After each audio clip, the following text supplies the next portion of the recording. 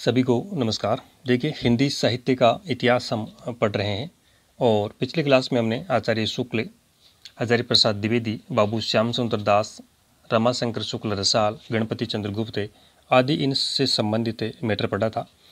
आज की क्लास में जो अन्य प्रमुख इतिहासकार है या उनकी जो रचनाएं हैं वो देखेंगे, जो भी कुछ मैटर बचा है। देखिए, हिंदी साहित्य का इतिहास दर्शन जो ग्रंथ है, इसके लेखक है नलिन विलोचन शर्मा। हिंदी साहित्य का इतिहास दर्शन के लेखक नलिन विलोचन शर्मा। यहाँ पे शब्द है दर्शन, और दर्शन हम यानी देखने का जो काम है नेत्रों से करते हैं। दर्शन यानी लोचन, लोचन से हम किसी का भी हम दर्शन करते हैं, किसी भी चीज़ को देखते हैं। तो लोचन और दर्शन इस प्रकार से को लिंक रखे। आधुनिक हिंदी साहित्य, इस पुस्तक के लेखक है डॉक्टर लक्ष्मी सागर वार्ष्णेय। लक्ष्मी सागर वार्ष्णेय। हिंदी साहित्य और संवेदना का विकास राम स्वरूप चतुर्वेदी। संवेदना स्वरूप, संवेदना स्वरूप, इसको लिंक रखे आप, संवेदना स्वरूप। हिंदी पुस्तक साहित्य, इसके लेखक है डॉक्टर माता प्रसाद गुप्त। आधुनिक हिंदी साहित्य लक्ष्मी सागर वार्ष्णेय, और हिंदी पुस्तक साहित्य जो पुस्तक है इसके लेखक है डॉक्टर माता प्रसाद गुप्त। इस पुस्तक को आधुनिक साहित्य संपत्ति का बीजक कहा जाता है। 1945 में यह रचित आधुनिक साहित्य संपत्ति का बीजक किस रचना को कहा जाता है? हिंदी पुस्तक साहित्य को। हिंदी साहित्य का अतीत विश्वनाथ प्रसाद मिश्र। हिंदी साहित्य का अतीत हम विश्व का देखते हैं। अतीत किसका देखते हैं? विश्व का। हिंदी साहित्य का विवेचनात्मक इतिहास है सूर्यकांत शास्त्री। हिंदी साहित्य का विवेचनात्मक इतिहास है सूर्यकांत शास्त्री। किसी भी विषय की चीज़ की विवेचना करने के लिए हमें शास्त्र पढ़ने पड़ते हैं। क्या पढ़ने पड़ते हैं? शास्त्र पढ़ने पड़ते हैं, किसी भी चीज़ की विवेचना गहराई में जाने के लिए। तो इस प्रकार से याद रखें। और अगला जो ग्रंथ है वो है हिंदी साहित्य का दूसरा इतिहास। हिंदी साहित्य का दूसरा इतिहास। तो दूसरा बच्चा से बच्चन सिंह। हिंदी साहित्य का संक्षिप्त इतिहास नंद दुलारे वाजपेयी। हिंदी साहित्य का संक्षिप्त इतिहास नंद दुलारे वाजपेयी। संक्षिप्त यानी छोटा, संक्षिप्त यानी छोटा, और दुलारा भी हम छोटे को ही बोलते हैं। संक्षिप्त यानी छोटा, दुलारा यानी छोटा। तो संक्षिप्त दुलारे, इस प्रकार से इसको लिंक रखें। हिंदी साहित्य का आधुनिक इतिहास आगे, आधुनिक आगे। हिंदी के मुसलमान कवि गंगा प्रसाद सिंह की यह पुस्तक है, हिंदी के मुसलमान कवि। फिर देखिए, दो प्रसिद्ध रचनाएं हैं, ए हिस्ट्री ऑफ हिंदी लिटरेचर और ए sketch of Hindi literature. History और स्केच दो ही शब्दों का यहाँ पर रखें। तो ए हिस्ट्री ऑफ हिंदी लिटरेचर के लेखक है F.E. A sketch of Hindi literature के लेखक है एडविन ग्रिस। तो इन दोनों को याद कैसे रखेंगे? देखिए, हिस्ट्री जो होती है वो फेक नहीं होती। यहाँ पे शब्द है ना F.E. यानी फेक से लीजिए। यहाँ पे हिस्ट्री फेक नहीं होती। जो भी इतिहास होता है वो कभी भी फेक नहीं होता है, वो एकदम जेन्युइन इतिहास होता है। तो हिस्ट्री फेक नहीं होती है। इसमें स्केच करके ऐड करते रहते हैं हम, नया इसमें चीज़ें ऐड करते रहते हैं। तो हिस्ट्री फेक नहीं होती है, इसमें हमें स्केच करके ऐड करते हैं। इस प्रकार आप याद रखें। हिस्ट्री फेक से F.E.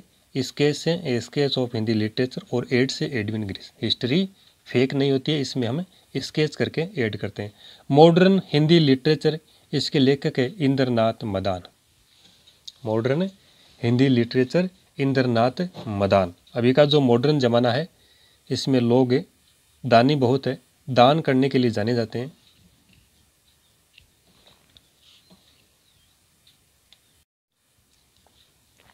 अगली जो पुस्तक है the modern Hindi literature, modern Hindi literature Indranath Madan की ये रचना है। Modern Hindi literature Indranath Madan. हिंदी साहित्य का अध्ययन इतिहास मोहन अवस्थी। हिंदी साहित्य का अध्ययन इतिहास मोहन अवस्थी। अध्ययन अवस्थी, अद्यतन अवस्थी, इस प्रकार से लिंक रखें, अद्यतन अवस्थी। हिंदी साहित्य विमर्श पदुमलाल पुन्नालाल बख्शी, हिंदी साहित्य विमर्श पदुमलाल पुन्नालाल बख्शी, विमर्श बख्शी। हम जो भी विचार विमर्श करते हैं, आपस में कोई भी विचार विमर्श किया जाता है तो उसमें एक दूसरे को फिर बख्शा नहीं जाता है, उसमें एक दूसरे को बख्शा नहीं जाता है। तो याद रखिए, विचार विमर्श में एक दूसरे को बख्शा नहीं जाता है। हिंदी साहित्य विमर्श पदुमलाल पुन्नालाल बख्शी।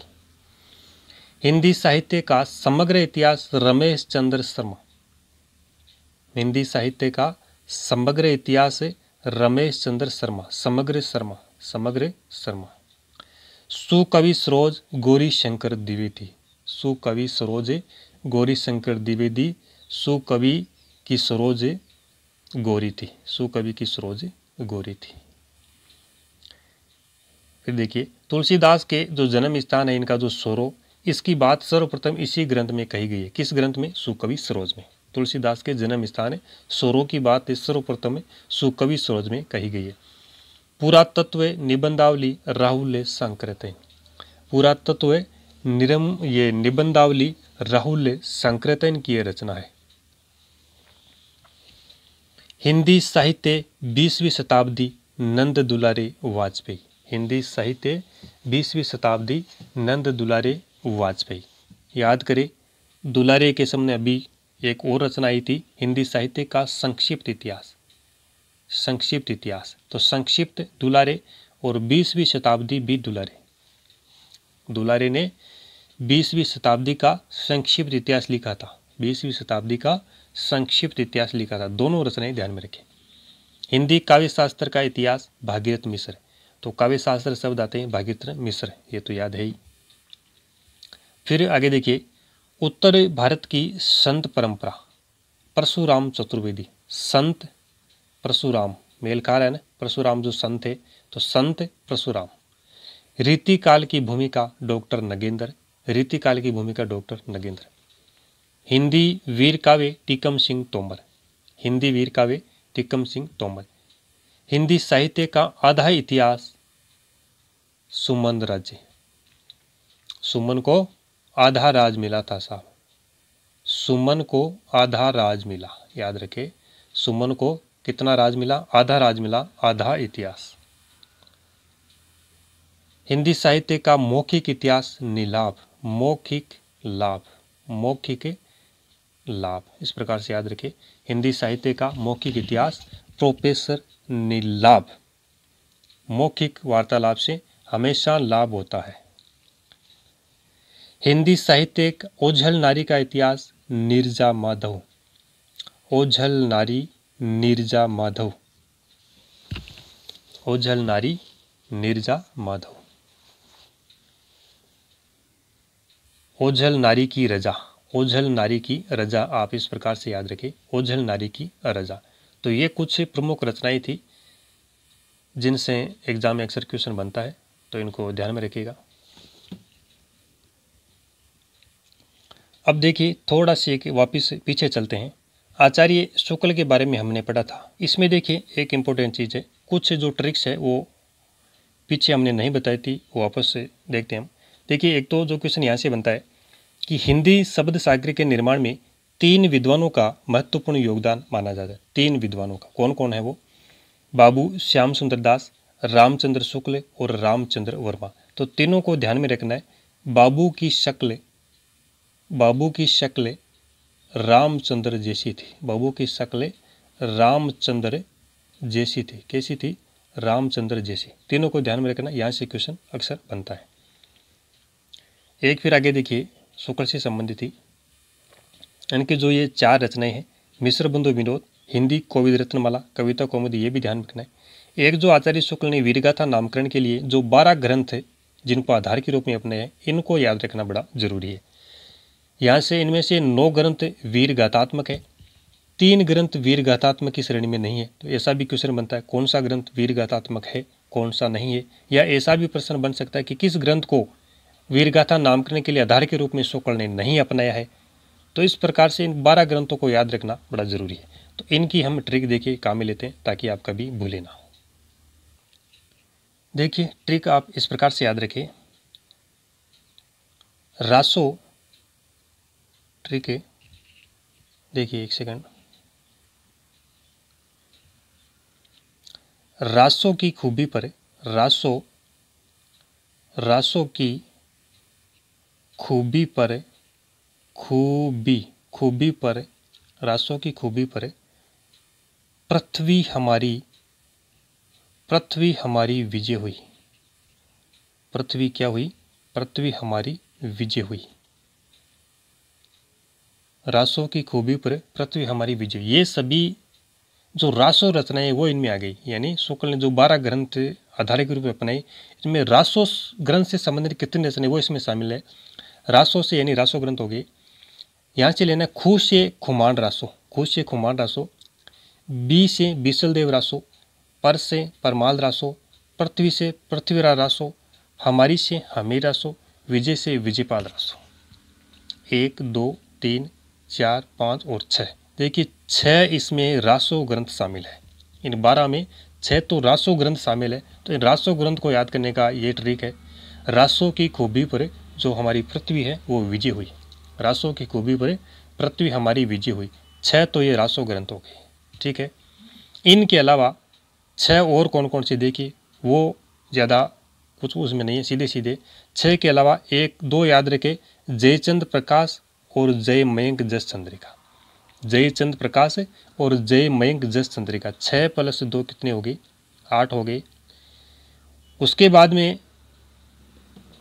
2 याद रखे जो विद्यापति की है, कीर्ति लता व कीर्ति पताका, कितने हो गए? 10 हो गए। और 2 याद रखे विद्यापति की पदावली, खुसरो की पहेलियाँ, +2 बराबर, ये 12 ग्रंथ है। 6 रासो ग्रंथ है जिनको याद कीजिए। रासो की खूबी पर पृथ्वी हमारी विजय हुई। 2 विद्यापति की कीर्तिलता व कीर्ति पताका। 2 है जयचंद प्रकाश जय मयंक जस चंद्रिका। और इसके अलावा 2 रचनाएं हैं, विद्यापति की पदावली और खुसरो की पहेलियाँ। अब इनके अंदर 3 जो ग्रंथ है वो वीर गाथात्मक नहीं है, बीसल देव रासो, विद्यापति पदावली और खुसरो की पहेलियाँ। तो बस विद्या खुश रहे, बस विद्या खुश रहे, विद्या खुश रहे। बीसल देव रासो, बस से बीसल देव रासो, विद्या से विद्यापति पदावली, खुश से खुसरो की पहेली। ये वीर गाथात्मक रचनाएं नहीं है। इनके अलावा बाकी जितने भी रचनाएं हैं, जो 9 ग्रंथ बचे हैं, वो वीर गाथात्मक ग्रंथों की श्रेणी में आते हैं। तो ये जो शुक्ल की 12 रचनाएं, इनको आप इस प्रकार से याद रखें।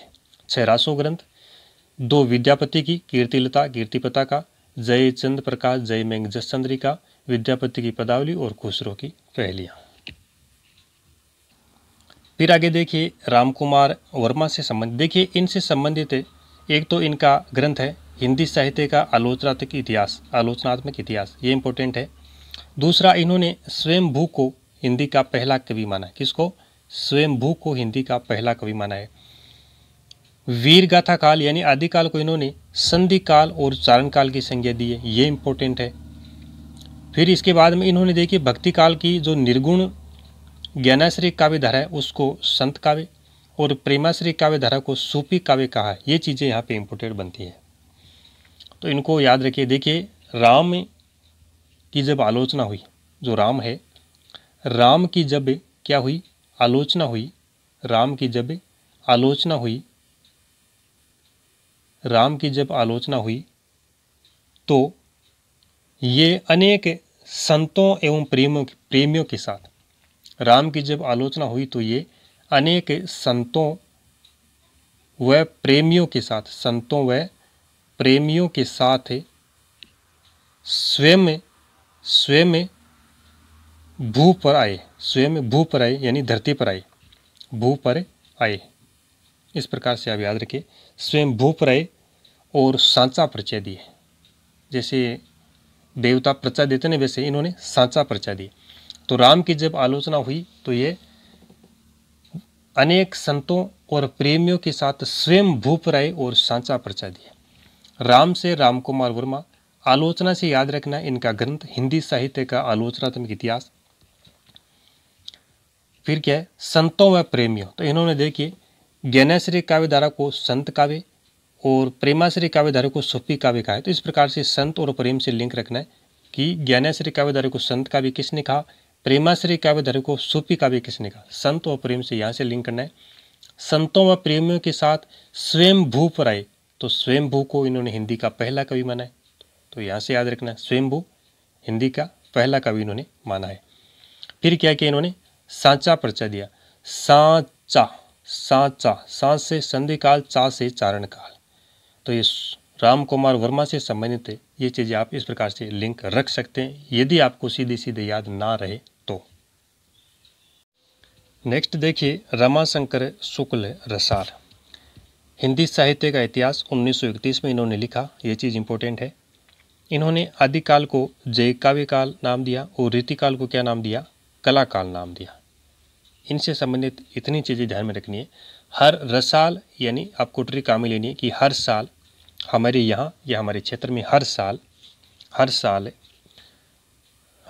के आदि में, हर साल के आदि में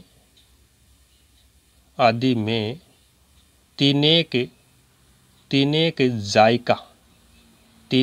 जायका पिलाने की रीति या कला है। रीति और कला दोनों शब्द साथ में लेने, रीति या कला है। तो क्या ट्रिक बनी है, हर साल मतलब रसाल, रमाशंकर शुक्ल रसाल, आदि से मतलब आदिकाल, तीन एक यानी 1931 जो इसका प्रकाशन वर्ष है, जायका, तो आदिकाल को जायका से लेना जय काव्य काल। आदिकाल को जय काव्य काल की संज्ञा किसने दी, रमाशंकर शुक्ल रसाल ने। फिर है जायका पिलाने की रीति या कला है, तो रीति से रीतिकाल, कला से कलाकाल, यानी रीतिकाल को कलाकाल की संज्ञा किसने दी है, रमाशंकर शुक्ल रसाल ने। तो इस प्रकार आप याद रखें कि हमारे क्षेत्र में हर साल के आदि में तीन एक जायका पिलाने की कला या रीति है। तो इनसे संबंधित जो फैक्ट है वो अपने आपको याद हो सकते हैं। अगर आपको सीधा सीधा याद न रहे तो आप इस फॉर्मूले को काम में ले सकते हैं।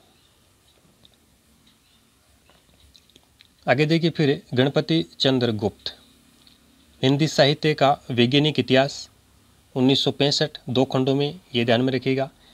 आदिकाल को प्रारंभिक काल की इन्होंने संज्ञा दी है, ये इंपॉर्टेंट है। इन्होंने भक्ति काल का वर्गीकरण 3 श्रेणियों में किया है। कितनी श्रेणियों में, 3 श्रेणियों में, धर्माश्रित काव्य, राज्याश्रित काव्य और लोकाश्रित काव्य, ये ध्यान रखिएगा। और शालिभद्र सूरी को इन्होंने हिंदी का प्रथम कवि माना है, ये चीज़ ध्यान में रखिएगा। अब याद कैसे रखेंगे, देखिए ट्रिक बताते हैं आपको।